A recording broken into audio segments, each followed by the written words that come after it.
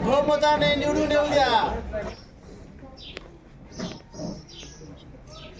जोड़ो जोड़ो भारत जोड़ो, जोड़ो जोड़ो भारत जोड़ो, जीतेंगे लढेंगे। जीतेंगे। आम्ही या विधानसभा मतदारसंघामध्ये सुद्धा ज्यावेळेस विधानसभेचं प्रतिनिधित्व करतो, मी आवर्जून सगळ्या लोकांना सांगतो की या निवडणुकीकडे केवळ कुठल्या पक्षाला सत्ता आणण्यासाठी किंवा माझ्यासारख्या कार्यकर्त्याला विधानसभेमध्ये आमदार करण्यासाठीची नाही, तर आज ही चळवळ म्हणून आपण जर उभी केली तर आपण माणूसामधला माणूस वाचवू शकतो, जात जातीमधली मतभेद कमी करू शकतो, संविधानाचा बचाव करू शकतो। आणि ह्यासाठी या चळवळीकडे आपण पहा, केवळ राजकीय सत्ता कोणीतरी घेतली म्हणजे आपल्या सगळ्यांचं भागलं असं होत नाही, तर राजकीय सत्तेमध्ये सुद्धा ज्या विचाराची माणसं जातात त्यावेळीच राजकीय सत्ता राजसत्ता निश्चित स्वरूपानं समानतेचा अधिकार घेऊन किंबहुना आपल्या सगळ्यांच्या विचाराचा, बहुजन समाजातल्या विचाराचा एक मान राखणारी एक यंत्रणा ज्यावेळेस राज्याच्या आणि देशाच्या राजकारणामध्ये काम करते त्यावेळेसच आपल्या सगळ्यांना एक सन्मानाची, एक समभावाची निश्चित स्वरूपाची भावना मिळते। आज नक्की आम्ही आमच्यासारखा तरुण सुद्धा ज्यावेळेस या लढाईकडे पाहतो त्यावेळेस आम्ही सुद्धा बघितले की राष्ट्रीय राजकारणामध्ये ज्या पद्धतीनं 2014 सालापासून जे काही स्थित्यंतर घडत आली, ज्या पद्धतीनं राज्याच्या राजकारणामध्ये घडत आली, म्हणजे राज्याच्या आणि केवळ सत्तेच्या राजकारणासाठी पक्ष ठेवायचे नाहीत, पक्षामधले 2 पक्ष करायचे।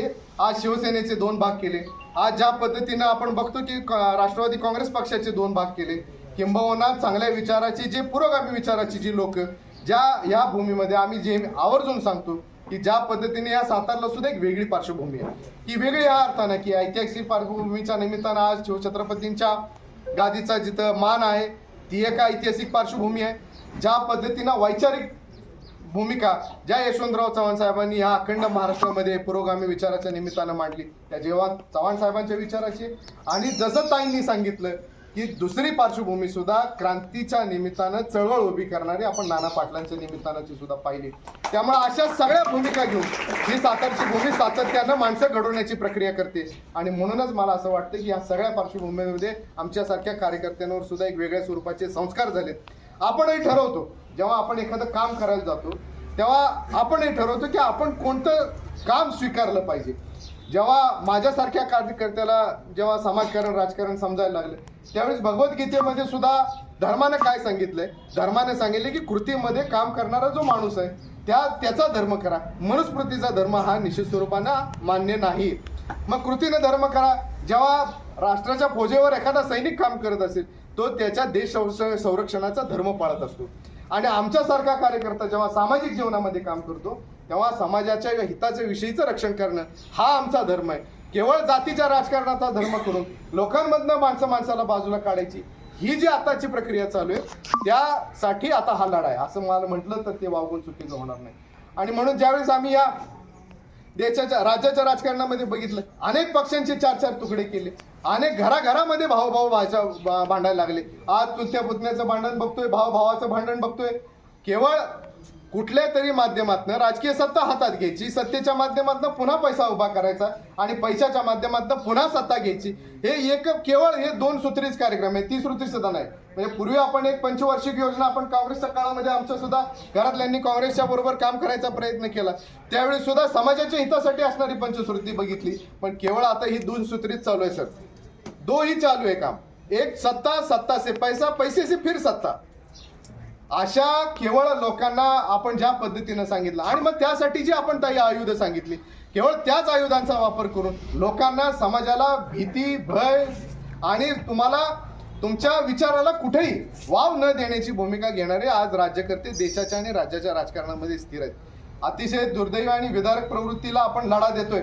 मला आपल्याला सगळ्यांना आव्हान करायचे की ही लढाई अमित कर्मांना निवडून देण्यासाठीची नाही, ही लढाई केवळ राजकीय कुठल्या पक्षाला संधी देण्यासाठीची नाही, ही लढाई तुमच्या आमच्या प्रत्येकाचा विचार जपण्यासाठी आणि मानवतेचा विचार जपण्यासाठी, त्याचबरोबर डॉक्टर बाबासाहेब आंबेडकरांनी ज्या पद्धतीने या संविधानाची रचना केली, जो अधिकार मलाही तेच आहे, माझ्या विरोधात उभे असणाऱ्यांना सुद्धा तोच आहे, त्या अधिकाराच्या त्या मूल्यांचं जतन करण्यासाठीची लढाई। आणि म्हणून या लढाईकडे आपण निवडणूक न बघता चळवळ म्हणून बघा, ही मात्र आग्रहाची नम्रतेची विनंती आपल्याला सगळ्यांना आहे। आणि म्हणून मला असं वाटतं की आज फार काही बोलतपेक्षा हे विचारवंत राष्ट्रीय स्तरावर जेव्हा काम करतात तेव्हा राष्ट्राचं धोरण कशा पद्धतीनं चाललंय, अर्थकारण काय पद्धतीनं चाललंय, शेतकऱ्यांच्या प्रश्नांच्या बद्दलची भूमिका काय, कामगारांच्या प्रश्नांची भूमिका काय. आज ह्या राज्यामध्ये सुद्धा इतकं वाईट अवस्था आहे की ज्या पद्धतीनं महिलांच्या सुरक्षिततेबाबत सुद्धा जेव्हा धोरण ऐकतं तेव्हा उद्धव साहेबांनी सुद्धा मला वाटतं एक विधेयक आणायचा प्रयत्न केला की ज्याच्यामध्ये महिलांचं संरक्षण कसं जाईल, फास्ट ट्रॅकवर काय गुन्हेगारांना शिक्षा कशा होतील, अशा पद्धतीची धोरण आखणारी एका दृष्टीनं ज्या पद्धतीने ह्या पुरोगामी राज्यामध्ये काम करणारे नेते आपण पाहिले. आणि दुसऱ्या बाजूला मध्ये केवळ एखादा प्रसंग झाला, एखादा अत्याचार झाला, एखादा अन्याय झाला तर तो केवळ माध्यमांच्या माध्यमातून किंबहुना कशाच्याही माध्यमात तो पडद्याआड कसा जाईल ह्याची खबरदारी घेणारी माणसं मी आता पाहिली. एखादा त्यांच्या विरोधाभासातला कुठला मुद्दा असेल तर तो पडद्यावरच येऊन द्यायचा नाही. मग ते प्रश्नच राहत नाहीत का? जेव्हा एखादी गोष्ट जनतेच्या नजरेसमोर येत नाही म्हणजे ते प्रश्न नाहीत. आजही रोजीरोटीचे प्रश्न तेच आहेत. आज माझ्या सातारमधल्या सुद्धा युवकांना आम्ही बघतो लाईनीच्या लाईनी लावून आज मला इथला सुशिक्षित आज कर्मवीर भाऊराव अण्णांनी एवढी मोठी संस्था केली. बहुजन समाजातल्या माणसांना शिकवण्यासाठीच्या अनेक संस्था इथं कार्यरत. पण दुर्दैवानं अशी परिस्थिती की आम्हाला इथं शिकल्यानंतर इथं आम्हाला त्यांच्या हाताला बळ देण्यासाठी, कष्ट देण्यासाठी कोणतंही साधन नाही. आम्हाला जायला लागते पुण्याला, आम्हाला जायला लागते मुंबईला.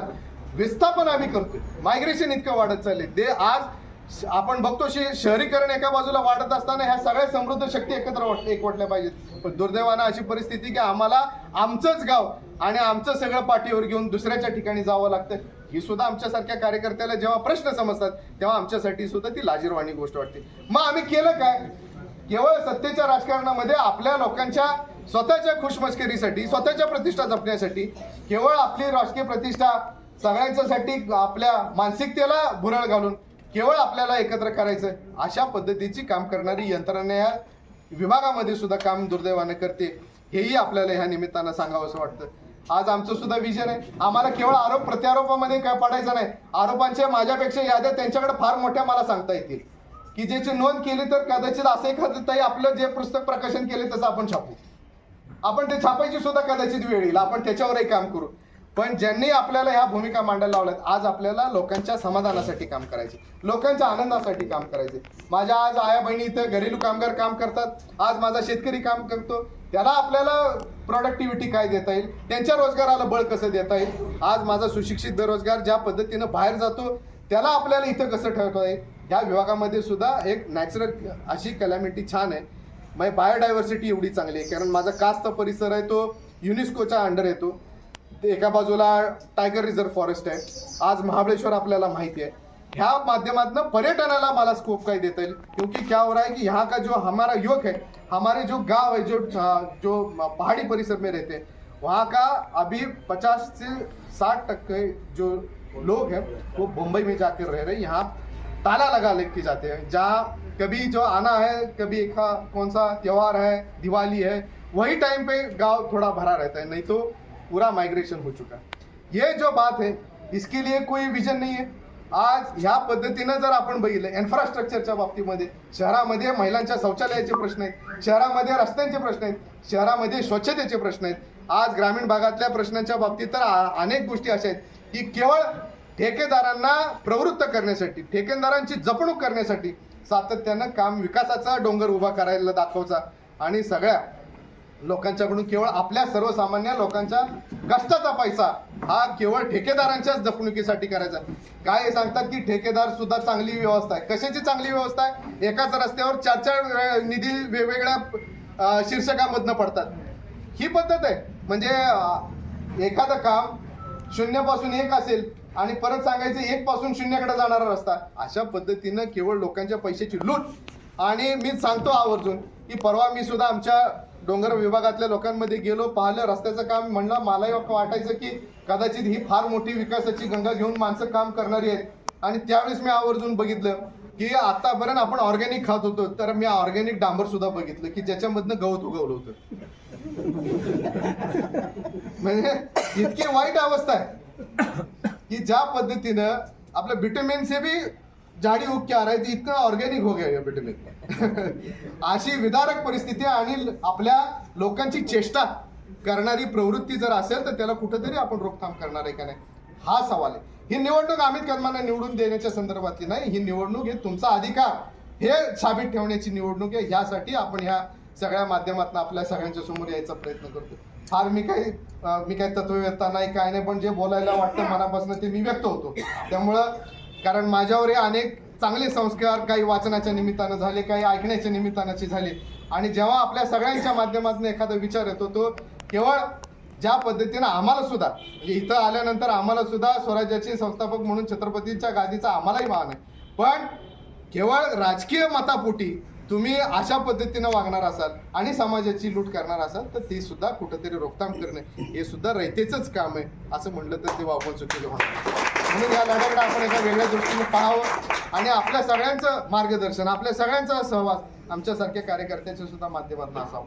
जावली तालुक्यातला माझा डोंगरी भाग आहे, सातारा शहर आहे, सातारा तालुक्यातली गाव आहे. अनेक प्रश्नांच्यावर खूप उकल करून बोलण्यासारखं खूप आहे, खूप व्यासपीठांवर आपण ते बोलत राहू. पण आपण ज्या माध्यमातून या भारत जोडो माध्यमातून आपण जे सगळे पवार साहेबांनी असेल, उद्धव साहेबांनी असेल, ज्या पद्धतीनं हे राज्य वाचवण्यासाठी एक महाविकास आघाडीची एक मोठी शक्ती उभी केली, त्या शक्तीच्या निमित्तानं केवळ जातीमधलं राजकारण, केवळ पक्षामधलं राजकारण अशा पद्धतीचं त्याचं क्षमवण्याची क्षमता ह्या महाविकास आघाडीच्या शक्तीमध्येच आहे. आणि त्यासाठी तुम्ही मला येणाऱ्या 20 तारखेला मशालीच्या चिन्हासमोरचं बटन दाबून, सुदैवानं आपलं नंबर 1लाच बटन आहे, हे एक भाग्याचा कदाचित भाग असावा, प्रारब्धाचा भाग असावा की आपला नंबर सुद्धा मशालीच्या समोरचा 1 नंबरला आलाय. तर मला आपण मशालीच्या परिवर्तनाच्या चळवळीमध्ये आपण प्रत्येकाच्या मनामधली मशाल ज्योत पेटवण्यासाठी हे मशाल आयुध वापरून आपण काम करूयात ही आग्रहाची नम्रतेची विनंती करतो. आणि मशालीच्या चिन्हासमोरचं बटन दाबून आपण या चळवळीसाठी सहभागी होऊयात, सज्ज होऊयात ही विनंती एकदा पुन्हा एकदा करून आपल्या सगळ्यांच्या राजगार येतो. जय हिंद, जय महाराष्ट्र. शिवसेना उद्धव बालासाहेब ठाकरे शिवसेना के उम्मीदवार भाई अमित कदम जी, यहाँ कांग्रेस की नेता हमारे बीच मंच पर उपस्थित रजनी ताई पवार जी, हम सब के प्रणेता वरिष्ठ नेता ललित भाई बाबर जी और भारत जोड़ो अभियान के महाराष्ट्र की संयोजक उल्का ताई महाजन जी,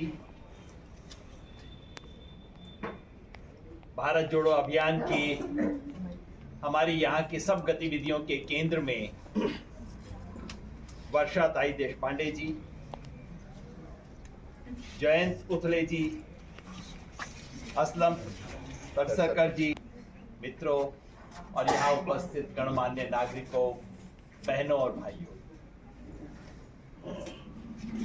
जब यहाँ आज सुबह मुक्तांगण में मैं आया तो सबसे पहली चीज मैंने देखी वो चाय की दुकान, सोलर चाय का ठेला, यानी कि सोलर सूर्य ऊर्जा का प्रयोग करके चाय बनाना जिससे पर्यावरण भी मुक्त हो और रोजगार भी बने और अच्छी चाय भी मिले।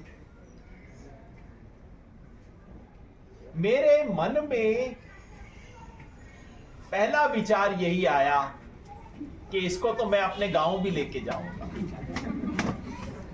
आईआईटी के प्रोफेसर हैं सतीश अग्निहोत्री, जिनके सहयोग से हमने यहाँ स्थापित किया, मेरे मित्र हैं। मैंने उनको फोन किया, कहा कि देखिए आपका काम सुबह सुबह मैंने देखा, वो भी खुश हुए। उत्तर भारत से आने वाले मेरे जैसे लोगों के मन में ये है महाराष्ट्र की छवि कि महाराष्ट्र में नूतन प्रयोग होते हैं जिसको बाकी देश में लागू किया जाता है, जिसे आज हम पूरे देश में मनरेगा बोलते हैं, वो महाराष्ट्र की देन है। महाराष्ट्र की ईजीएस स्कीम जो है उसको पूरे देश में ले गए, वो मनरेगा बन गया। शेतकरी की जो सहकारिता के मॉडल महाराष्ट्र में बने, पूरे देश में लागू हुए। कोविड के समय महाराष्ट्र की सरकार ने जिस तरह का कोविड का मैनेजमेंट किया, और आपके यहां तो कोरोना का बहुत भयंकर मार था, वो पूरे देश के लिए मॉडल बना। अंधश्रद्धा निर्मूलन का काम करना दाभोलकर जी और ये तमाम लोग हम सब लोगों के लिए प्रेरणा का स्रोत बने हैं, पूरे देश के लिए मॉडल रहे। महाराष्ट्र का साधारण राजनेता भी देश के बाकी राजनेताओं से थोड़ा ज्यादा पढ़ा लिखा होता है, कम से कम मेरे मन में यह छवि है। आपकी बात सुन के भी मुझे पुष्टि हुई इसी बात की। महाराष्ट्र का राजनेता थोड़ा सा ज्यादा सोचता है, केवल कल की बात नहीं सोचता, अगले 10-20 साल की बात सोचता है। तो ये एक मॉडल था महाराष्ट्र का मेरे मन में, देश के बहुत लोगों के मन में ये महाराष्ट्र की राजनीति का मॉडल था। राजनीति जिसमें नीति भी है, जिसमें दूरगामी सोच है। लेकिन आज ये नहीं बचा। पिछले 2.5 साल से महाराष्ट्र किस बात का मॉडल है? मॉडल है राजनैतिक डकैती का। डकैती समझते हैं? ये जो उद्धव ठाकरे जी की सरकार को तोड़कर ये महायुति, जिसे हमारी बहन महाठगबंधन कहती हैं, ये महाठगबंधन की सरकार कैसे बनी? ये संविधान के अनुरूप नहीं थी, ये चोरी की सरकार भी नहीं थी, क्योंकि चोर रात में काम करता है, चुपचाप से काम करता है। ये डकैती की सरकार है। डकैती दिन में होती है, सबकी आंख के सामने होती है और दबंगई से होती है। कर रहा हूं, जो करना है कर लो। ऐसे हुआ। नेता तोड़ो, पार्टी तोड़ो, सरकार तोड़ो, मीडिया की आंख के सामने, देश की आंख के सामने, टीवी के पर्दे पे, सुप्रीम कोर्ट की नाक के नीचे तोड़ो। ये काम हुआ है महाराष्ट्र। वो महाराष्ट्र जो हमारे लिए नीति का प्रतीक था, वो आज अनीति का, दुर्नीति का प्रतीक बन रहा है। जो 2.5 साल से सरकार चली है यहां महायुति की, उस सरकार को मैं केवल 3 शब्दों में कहता हूं। ये झूठ की सरकार है, ये लूट की सरकार है, ये फूट की सरकार है। झूठ दिन रात। मैं देवेंद्र फडणवीस को दोष नहीं देता। जब पंत प्रधान ही रोज झूठ बोलते हैं तो बेचारा देवेंद्र फडणवीस क्या करे? वो तो वही मॉडल करे। देखिए, इस देश ने सब तरह के पंत प्रधान देखे। मैं सबका प्रशंसक नहीं हूं। अच्छे पंत प्रधान भी थे, बुरे भी थे, ईमानदार भी थे, बेईमान भी थे, काम करने वाले पंत प्रधान भी थे, निकम्मे पंत प्रधान भी इस देश में थे। लेकिन ऐसा झूठा पंत प्रधान इस देश ने कभी नहीं देखा। 75 साल में ऐसा झूठा पंत प्रधान जो आंख में आंख डाल के झूठ बोल सकता हो, ऐसा इस देश में। हम सब छोटा मोटा झूठ बोलते हैं, लेकिन झूठ बोलते हुए थोड़ा शर्म आती है। इधर उधर देखते हैं, पांव की तरफ देखते हैं। जो आंख में आंख डाल के झूठ बोलता है, पलक भी नहीं झपकता, वो सबसे खतरनाक है। तो इनका मॉडल तो ऊपर से आता है। इसलिए जब देवेंद्र फडणवीस इन्हें नक्सली कहते हैं, अर्बन नक्सली कहते हैं, तो वो बेचारा वही झूठ चला रहा है जो वो सीख के आया है। उसको क्या दोष दे? हाँ, मुझे थोड़ा हैरानी जरूर हुई कि मुझे लगता था महाराष्ट्र के राजनेता थोड़ा पढ़े लिखे होते हैं और जिसे राजनीति की ABCD भी आती है, वो इतना जानता है कि गांधीवादी कौन है और नक्सली कौन है, वो जानता है अंतर इसका। देवेंद्र फडणवीस को यह भी मालूम नहीं है। ये जान के मुझे थोड़ा दुख हुआ, या हो सकता है मालूम तो होगा। कल पत्रकारों ने मुझसे पूछा ये अर्बन नक्सल क्या होता है। मैंने कहा ये अर्बन नक्सल कोई राजनीति शास्त्र में तो शब्द नहीं है, सरकार का भी नहीं है। क्योंकि लोकसभा में यह प्रश्न पूछा गया कि सरकार बताए कितने अर्बन नक्सल हैं, कहां हैं, तो माननीय गृह मंत्री अमित शाह के मंत्रालय ने लिखित जवाब दिया है लोकसभा में कि अर्बन नक्सल नामक कोई चीज नहीं है, हमें पता नहीं है, हमारी परिभाषा में ये नहीं है। तो राजनीति शास्त्र में नहीं है, सरकार में नहीं है, लेकिन भाजपा में है। तो ये क्या है? मुझसे पत्रकारों ने पूछा, आप बताइए क्या है? मैंने कहा ये भूत है। भूत बोलते हैं मराठी में। मैंने कहा ये भूत है। भूत आता है ना, अंधेरे में भूत, कहीं जाऊंगा भूत मिलेगा, क्योंकि भूत वहां नहीं है, भूत मेरे मन के अंदर है। मेरे मन में जो डर होता है वो मुझे भूत के रूप में बाहर दिखाई देता है। ये भाजपा वालों के मन में डर है। डर ये है कि पब्लिक हमारा झूठ पकड़ लेगी, डर ये है कि पब्लिक हमारी लूट पकड़ लेगी, डर ये है कि पब्लिक हमारी फूट को रिजेक्ट कर देगी। और ये पब्लिक का डर का किस्सा मैं बताऊं, महाविकास अघाड़ी वालों ने एक पर्चा बनाया है। मैं तो इतना जानता नहीं महाराष्ट्र में, भ्रष्टाचार पहले भी था महाराष्ट्र में, मैं नहीं कहता भ्रष्टाचार नहीं, पहले भी था, लेकिन ऐसी लूट, ये मुंबई एयरपोर्ट कैसे अडानी की जेब में गया सब कोई जानता, कोई ऑक्शन से नहीं मिला, ये इनकम टैक्स और ईडी और सीबीआई की रेड से मिला है मुंबई का एयरपोर्ट अडानी। ये धारावी में क्या खेल चल रहा था? कुल मिला के ये कि वो जमीन अडानी की जेब में जाए। 3 दिन पहले हम दहाड़ू में थे, पता लगा वहां का पावर प्लांट, मैंने कहा किसका है, लोग हंसने लग गए जी। पहले बीएसईएस का होता था, फिर रिलायंस का हो गया, अब अडानी का हो गया, क्योंकि सब कुछ घूम फिर के अडानी की जेब में जा। ये लूट चला रखी है इन लोगों ने। लेकिन मैं कहता हूं झूठ ही है, लूट की सजा दी जा सकती है, लेकिन सबसे खतरनाक चीज है फूट। जब हम किताबों में पढ़ते थे अंग्रेजों के राज के बारे में, क्या पढ़ते थे कि इतने से अंग्रेज इतने बड़े भारत पे कैसे राज करते थे? फूट डालो और राज करो, ये फॉर्मूला था भाजपा का। और क्या फॉर्मूला? यही फॉर्मूला, लड़ाओ। इतनी बहनें बैठी हैं, ज्यादातर माताएं भी होंगी। अब मैं मां से पूछता हूं, कोई मां सोचे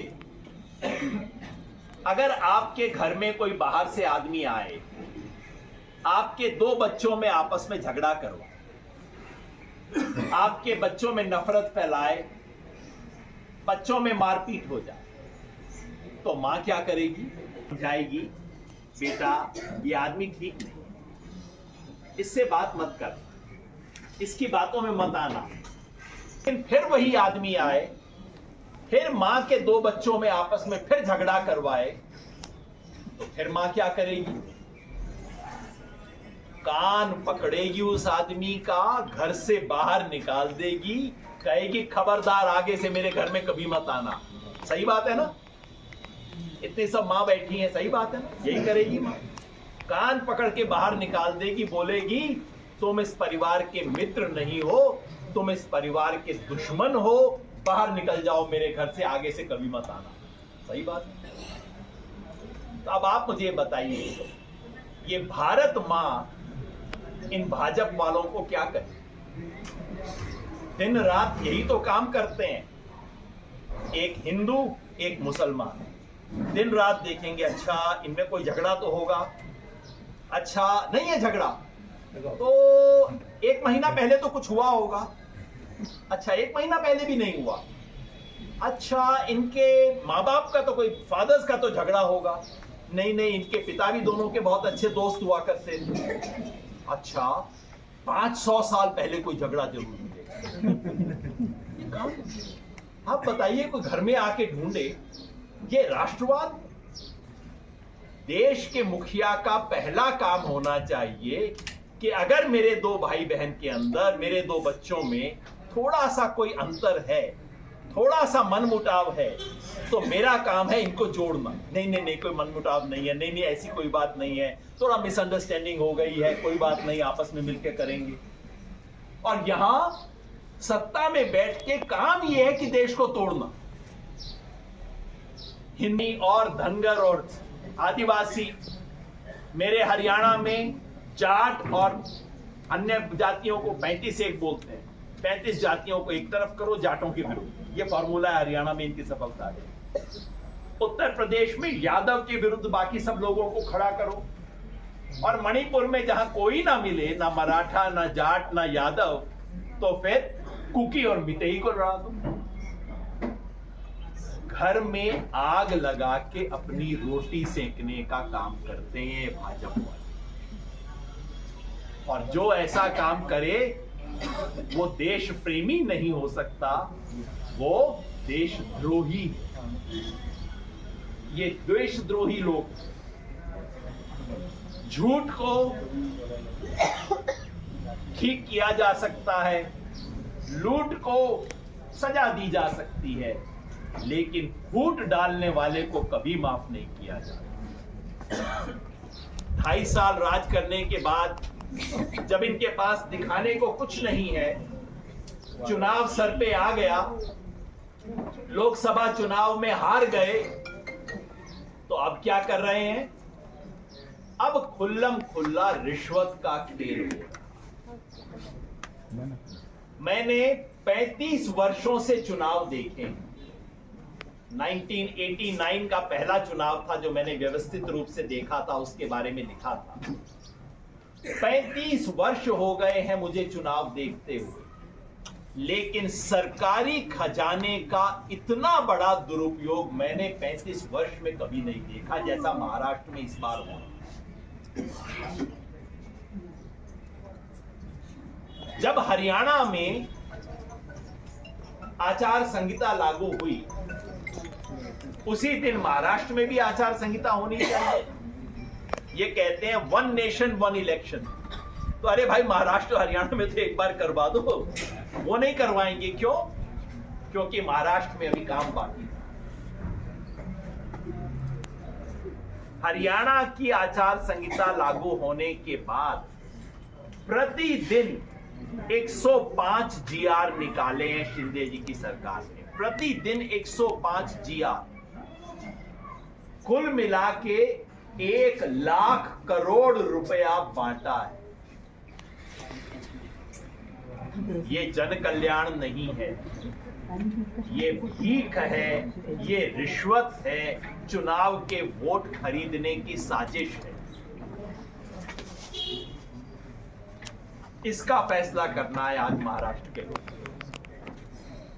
इसलिए मेरी अपील यही है कि वो महाराष्ट्र जो कि सत्य शोधक के नाम पे जाना जाता था, वो महाराष्ट्र आज झूठ का मॉडल बन रहा है। वो महाराष्ट्र जो कि संतों का प्रतीक था, वो महाराष्ट्र आज डकैती का प्रतीक बन रहा है। ऐसे में हम सब की जिम्मेवारी है, आप सबकी जिम्मेवारी है कि महाराष्ट्र की परंपरा को, महाराष्ट्र की अस्मिता को, महाराष्ट्र के स्वाभिमान को हम जगाएं और इस चुनाव में महाविकास आघाड़ी को जीता। हम लोग यहां बैठे हुए 3 लोग किसी पक्ष से नहीं। सच बात यह है, आपको ईमानदारी से बताऊं, हमने अपने जीवन में कांग्रेस का विरोध किया है, शिवसेना का विरोध किया है, एनसीपी जब सरकार में थे हमने सबका विरोध किया। लेकिन आज हम ये स्पष्ट भूमिका लेके क्यों कह रहे हैं? हमारा कोई कैंडिडेट नहीं, भारत जोड़ो अभियान का कोई कैंडिडेट नहीं है। महाराष्ट्र की 288 विस्तार क्षेत्र में, मतदार क्षेत्र में हमारा केवल एक कैंडिडेट है। वो कौन? बाबा साहेब अंबेडकर का संविधान, केवल वो आज उस कैंडिडेट के लिए हम वोट मांगने के लिए खड़े हुए हैं। ये लोकशाही का सवाल है, ये संविधान का प्रश्न है, उसे बचाने की लड़ाई है। इस लड़ाई में हम निश्चित लड़ेंगे, जीतेंगे। महाराष्ट्र की जिम्मेवारी इस बार ज्यादा हो गई है मेरे राज्य हरियाणा के कारण, क्योंकि जब से हरियाणा का परिणाम आया है उस आधा प्रतिशत ज्यादा वोट है बीजेपी के पास हरियाणा से, कांग्रेस से आधा प्रतिशत वोट ज्यादा, 1% भी नहीं। उस आधे प्रतिशत का पत्ता, छोटा सा पत्ता लेके बीजेपी सूरज को छुपाने की कोशिश कर रही है। 2024 के चुनाव का जो सूरज जैसा प्रकाश था पूरे देश में आया, जिसमें महाराष्ट्र की महती भूमिका थी, उस सूरज को छुपाने की कोशिश ये पत्ते की मदद से कर रहे हैं। महाराष्ट्र की जिम्मेवारी है कि उस पत्ते को साइड में रखें और पूरे देश में वो संदेश दें, क्योंकि जो मूड महाराष्ट्र से तय होगा अगले 1 वर्ष तक पूरे देश में वही मूड चलेगा। ये हम सब की जिम्मेवारी है। मुझे पूरा विश्वास है कि हम इस जिम्मेवारी को समझते हुए महाराष्ट्र देश में एक ऐसा मैसेज देगा कि महाराष्ट्र की पब्लिक बेवकूफ नहीं है। हमें याद है 2.5 साल पहले तुमने क्या किया था, हम भूले नहीं है। और महाराष्ट्र की पब्लिक बिकाऊ नहीं, पैसा देने से वोट नहीं खरीद सकते तुम। ये मैसेज जाएगा पूरे देश में, लोकशाही और संविधान मजबूत होगा। इसी कामना के साथ, इसी विश्वास के साथ और इसी अपील के साथ मैं अपनी बात समाप्त करता हूं। धन्यवाद।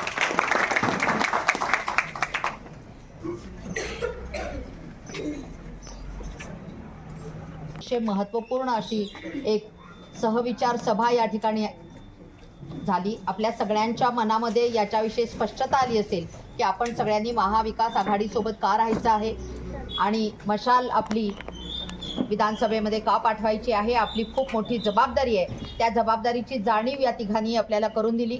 त्याच्या संदर्भातली आपली भूमिका अमितजी कदम यांनी पण स्पष्ट केली।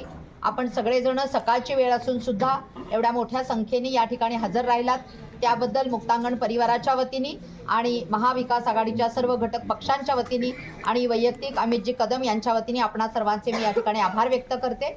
आणि याच्यानंतर भारत जोडोचे सर्व नेते यांची मुक्तांगणच्या वरच्या मजल्यावरती पत्रकार परिषदेतील पत्रकारांना मी विनंती करते की आपण वरती जायचं आहे।